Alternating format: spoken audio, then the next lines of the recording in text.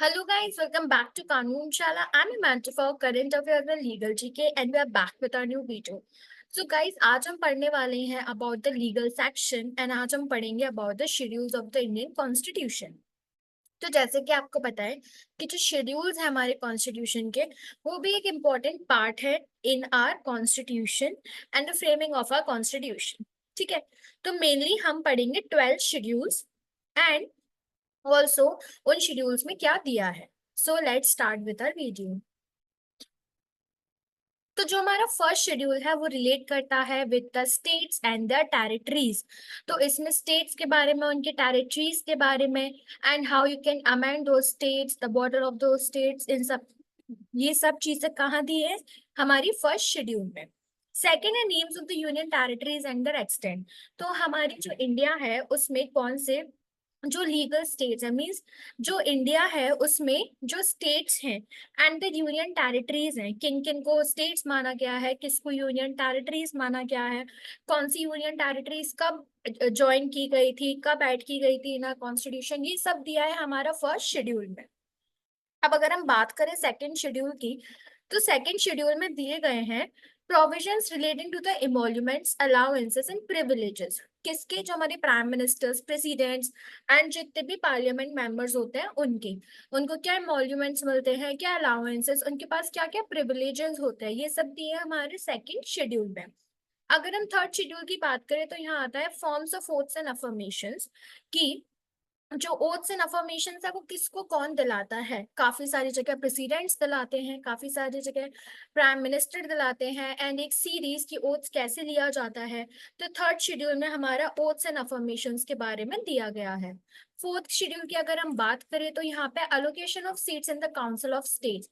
यहाँ पे council of states की बात की गई है एंड वहाँ पे कैसे सीट्स को अलोकेट करते हैं, कैसे डिस्ट्रीब्यूट करते हैं, ये दिया गया है। फिफ्थ शेड्यूल की बात करें तो यहाँ पे administration and control of schedule areas and schedule tribes के बारे में दिया गया है कि कौन कौन से यहाँ पे शेड्यूल एरियाज बनाए गए हैं, ट्राइब्स बनाई गई हैं एंड कौन कौन सी शेड्यूल एरियाज माने जाएंगे, ट्राइब्स मानी जाएंगी, उससे क्या रिलेटेड प्रोविजंस होती हैं, क्या कंडीशंस होती है, उनका एडमिनिस्ट्रेशन कैसे होता है। तो ये सब दिया है फिफ्थ शेड्यूल में। अगर हम सिक्स्थ शेड्यूल की बात करें तो यहाँ पे ट्राइबल एरियाज के बारे में दिया गया है in the specific state of Assam, Meghalaya, Tripura and Mizoram, कि इन स्टेट्स में स्पेसिफिकली कैसे ट्राइबल एरियाज को एडमिनिस्टर किया जाता है। ये सारी कौन सी है? ये सारी नॉर्थ ईस्टर्न हमारी स्टेट्स हैं। फिर अगर हम नेक्स्ट की बात करें तो सेवन शेड्यूल में हमारी 3 लिस्ट आ जाती हैं, union list, state list and the concurrent list. तो जो डिवीजन है पावर्स की, सब अगर हम एक तरीके से देखें कि सब यूनियन के हाथ में नहीं है, बहुत सी चीजें यूनियन के हाथ में है, स्टेट्स के हाथ में है। तो इन सबको डिवाइड किया गया है। लिस्ट वन में हमने वो चीजें डाली हुई हैं जो यूनियन के पास होनी चाहिए, जो सेंट्रल गवर्नमेंट के पास होनी चाहिए। ठीक है, वो किस किस चीज, किस किस मैटर्स पे बोल सकती है, किस किस मैटर्स पे एक्शन ले सकती है। स्टेट लिस्ट में वो मैटर्स जो स्टेट के पास होते हैं वो सब आते हैं स्टेट लिस्ट में। कॉन्करेंट लिस्ट की बात करें तो वो ऐसे मैटर्स जो दोनों के पास होते हैं वो किस में आते हैं, वो हमारी कॉन्करेंट लिस्ट में आते हैं। अगर हम 8 शेड्यूल की बात करें तो इसमें आती है लैंग्वेजेस जो कि हमारे कॉन्स्टिट्यूशनल रिकॉग्नाइज कर रखी है। वैसे देखा जाए तो 14 लैंग्वेजेस हैं, बट प्रेजेंटली इसमें 22 लैंग्वेजेस हैं। जब हमारा कॉन्स्टिट्यूशन बना था तब इसमें 14 लैंग्वेजेस थी, लेटर इसमें 22 लैंग्वेजेस, मतलब 22 लैंग्वेजेस तक ही हो गया था। इसमें काफी सारी लैंग्वेजेस एड अपॉन हो गई। अब मैथिली एंड संथली जो थी वो इसमें 92nd अमेंडमेंट एक्ट ऑफ 2003 में ऐड की गई थी। ये एक इम्पॉर्टेंट क्वेश्चन है क्योंकि काफी बार एग्जाम्स में पूछा गया है।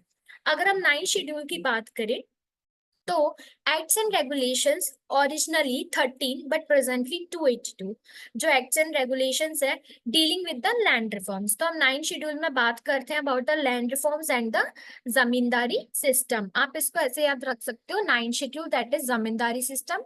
एंड जब आप जमींदारी सिस्टम याद रखोगे तो आपको लैंड रिफॉर्म्स ऑटोमेटिकली याद हो जाएगा। जब हम कॉन्स्टिट्यूशनल अमेंडमेंट एक्ट्स पढ़ेंगे तब आप उसमें देखना कि काफी सारे जो एक्ट्स थे that were related to the land reforms, और काफी सारे केसेस ऐसे थे जो कि लैंड रिफॉर्म से रिलेटेड थे।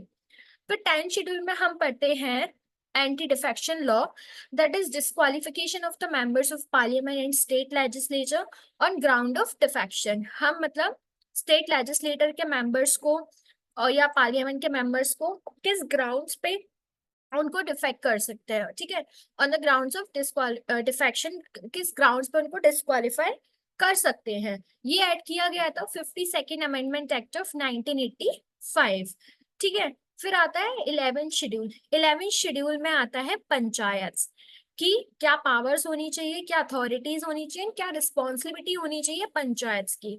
यहाँ पे 29 मैटर्स बताए गए हैं and this schedule was added by 73rd Amendment Act of 1992। तो 1992 के अमेंडमेंट एक्ट से इसको ऐड किया गया था। एंड यहाँ पे जो जमींदारी सिस्टम था इसको भी first constitutional amendment act of 1951 से ऐड किया गया था। तो ओरिजिनली जो शेड्यूल्स थे हमारी कॉन्स्टिट्यूशन में वो 8 शेड्यूल्स थे, बाकी के जितने भी थे ये हमारे लेटरली आए थे। So last one is the 12th schedule. अगर हम 12th शेड्यूल देखें तो वो क्या है, it is specify the powers authority and responsibility of municipalities. इसके पहले हमने देखा पंचायत सिस्टम, अब हम देखते हैं म्यूनिसिपैलिटी। तो इसमें जो पावर्स हैं, क्या अथॉरिटीज हैं एंड क्या रिस्पॉन्सिबिलिटीज हैं म्यूनिसिपैलिटीज की वो है, and it is 18 matters. And ये ऐड किया गया था by the 74th constitutional amendment act of 1992। तो होता क्या है, काफी सारे एंट्रेंस में वो अगर आपसे शेड्यूल्स पूछेंगे तो वो बेसिकली पूछेंगे जो मेजर प्रोबेबिलिटी रहती है कि वो कहाँ से पूछ सकते हैं, तो वो होता है अमेंडमेंट एक्ट से। क्योंकि नॉर्मली एक तो सब याद रखते हैं, वो पूरे 12 भी याद रखते हैं, लेकिन वो ये भूल जाते हैं कि कौन से कॉन्स्टिट्यूशनल अमेंडमेंट एक्ट से उसको ऐड किया गया था। तो you have to remember it very specifically कि 9th 10th 11th 12th को ऐड किया गया था by one of the constitutional amendment act. And 9th schedule तो बहुत ही ज्यादा इंपॉर्टेंट है क्योंकि फर्स्ट कॉन्स्टिट्यूशनल अमेंडमेंट एक्ट था जो 1951 में था। ईयर्स आप बहुत अच्छे से याद कर सकते हो, 51, 85, 92 and next was 92 only, the same. ये 73rd कॉन्स्टिट्यूशनल अमेंडमेंट था, वो 74th कॉन्स्टिट्यूशनल अमेंडमेंट था। ये फर्स्ट था, ये 22nd था। तो इससे आपको इजीली याद हो जाएगा। एंड जो कॉन्स्टिट्यूशनल अमेंडमेंट होते हैं यही ज्यादा इंपॉर्टेंट होते हैं, ठीक है। तो this were are all 12 schedules जो कि हमारे इंपॉर्टेंट हो जाते हैं for the examination purposes. So अब हम देखते हैं कुछ चीजें about the directive principles of state policy की ये क्या होती हैं। So let's discuss some features. तो पहले अगर हम देखें कौन से पार्ट में है, तो ये 4th पार्ट में पाई जाती हैं। एंड 36 to 51 इसका आर्टिकल है। एंड इसको novel features of the constitution भी बोलते हैं। एंड ये आयरिश कॉन्स्टिट्यूशन से इंस्पायर्ड है। अगर हम बात करें सिमिलैरिटी की, तो जो कि इंस्ट्रूमेंट्स ऑफ इंस्ट्रक्शन दिए गए हैं गवर्नमेंट ऑफ इंडिया एक्ट 1935 में, ये उनसे काफी सिमिलर्स हैं। एंड अगर हम इनको फंडामेंटल राइट्स के साथ सम अप कर दें तो इनको कॉन्साइंस ऑफ द कॉन्स्टिट्यूशन भी कहा जाता है। तो ये कुछ डायरेक्टिव प्रिंसिपल्स की फीचर्स है। फिर हम देखते हैं directive principle of state policy क्या डिनोट करता है। ये प्रिंसिपल्स ऑफ स्टेट पॉलिसी जो है वो कुछ ऐसी पॉलिसी डिनोट करता है, कुछ ऐसे आइडियल्स डिनोट करता है जो जब स्टेट कोई लॉ बनाती है तब उसको दिमाग में रखना चाहिए कि हम किसी इन चीजों के अगेंस्ट नहीं बनाते। These are constitutional instructions. ये कॉन्स्टिट्यूशनल इंस्ट्रक्शंस होते हैं या रिकमेंडेशन होते हैं स्टेट के लिए लेजिस्लेटिव, एग्जीक्यूटिव और एडमिनिस्ट्रेटिव मैटर्स में। मतलब ऐसी चीज आप नहीं बना सकते हो। मतलब आपको काफी सारी चीजें, जब कोई स्टेट कोई लॉ बनाता है तो वो काफी सारी चीजें दिमाग में रख के बनाता है, जो फॉर्मुलेटिंग करता है वो पॉलिसीज की। जब कोई लॉ इनेक्ट होता है तो वो काफी सारी चीजें अपने दिमाग में रख के उसको लाता है। फिर डीपीएसपीज की बात करें, DPSPs constitute a very comprehensive economic, social and political programme for a modern democratic state. तो जो directive principles of state policies होती हैं ये एक अच्छा खासा comprehensive economic, social, political programmes लाती हैं कि हमारी जो स्टेट है वो डेमोक्रेटिक मॉडर्न बन जाए, ठीक है। उनको मॉडर्न अप्रोच के लिए फॉरवर्ड करते हैं। एंड वो ये चाहते हैं, उनका मेन एम ये रहता है कि हमारे जो high idols of justice, liberty, equality and fraternity हो, जैसे कि हमारे प्रियम्बल में दिया गया है। एंड ऑल्सो अगर हम ये सब चीजें फॉलो करेंगे तो हमारी स्टेट जो है वो वेलफेयर स्टेट में आ जाएगी। तो ये कुछ काफी कॉमन पॉइंट्स हैं, अंडरस्टैंडेबल पॉइंट्स हैं, जो कि एक डीपीएसपी के होने चाहिए। फिर एक है जो directive principles of state policies होते हैं, वो नॉन जस्टिसेबल इन नेचर होते हैं। फिर एक और पॉइंट है कि जो directive principles of state policy होते हैं वो नॉन जस्टिसेबल इन नेचर होते हैं।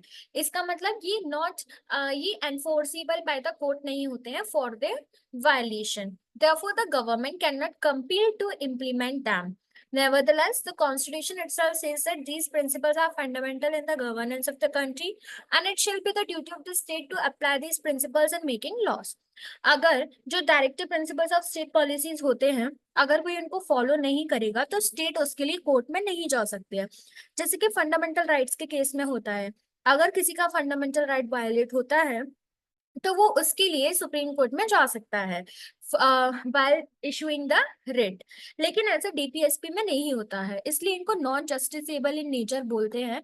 कि अगर आपको जस्टिस मतलब अगर कोई वायलेट होता है तो आप उसके लिए कोर्ट में नहीं जा सकते हैं। So this was the last point. I hope that you would like our video. Before going, just like the video, hit the bell icon, subscribe to the channel, also share the video. Don't forget to comment down below how you liked it. And in the next video, we are going to cover the past second of the DPSPs. So don't forget to hit the bell icon. Thanks for watching the video.